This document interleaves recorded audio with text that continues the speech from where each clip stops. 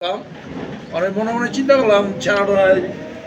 হোটেলে থাকতো না কইতে ভাই বাইর যাবো এই সে কদিন 3 দিন ধরে আসে যায় তো আজকে কাজ করতে পুরো দিন ওই তো আমি বলছি এটা কি ভাই এটা টাকা খালি এটা লেগে পাগল হয়েছে তো আমাকে তো এই পুরানো রাখলে ছাড়বো আমাদের এলাকার মধ্যে রসুলপুর বর্তমানে পরিস্থিতি ভয়াবহ মধ্য রসুলপুর এই ফার্ম মেরান্দা বাদন গার্মেন্টস না ডিগিচরের রোডটা এই দিকটা যাতায়াত করে তো ওই লালনের দিকটা যাতায়াত করে তো এই দিকটা ভয়াবহ নেশা খরপোলাপাত থাকে তো চিন্তা করছি ওর কাছে এটা দেওয়া যাবে না তা আমি কী করছি কাজটা আমাদের স্টাফ নিয়ে সবাইকে নিয়ে আমি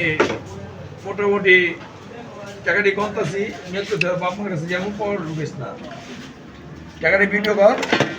তা নিয়োগ করছে আর বাপমার নিয়ে দিয়ে এমন তার বাড়ি কোথায় তোমার পূর্ব গোপালনগর বাপের নাম কি দুলাল মিয়া তোমার আম্মুর নাম হ্যাঁ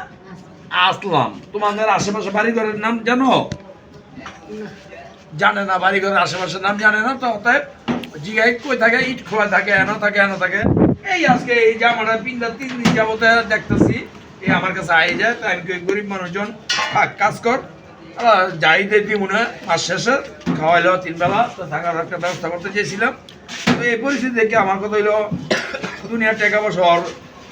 কেমনে কি করবো আমি এই কারণে ব্যাগটা কাটছি কাটার পরে সব অর্ডার নিয়ে বাস করতেছি তো দোয়া করবেন আর বাপমার হাতে টাকাটা নিয়ে পৌঁছাই দিতে পারি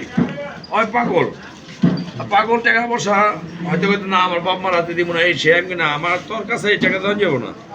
তো আশা দোয়া করেন আমার জন্য আমি আর বাপমার কাছে টাকাটা নিয়ে পৌঁছাই দিতে পারি তো দ্বিতীয় ভিডিও দেখতে পারবেন আর বাপমার কাছে টাকাটা পৌঁছানোর চাইবে আল্লাহ হাফেজ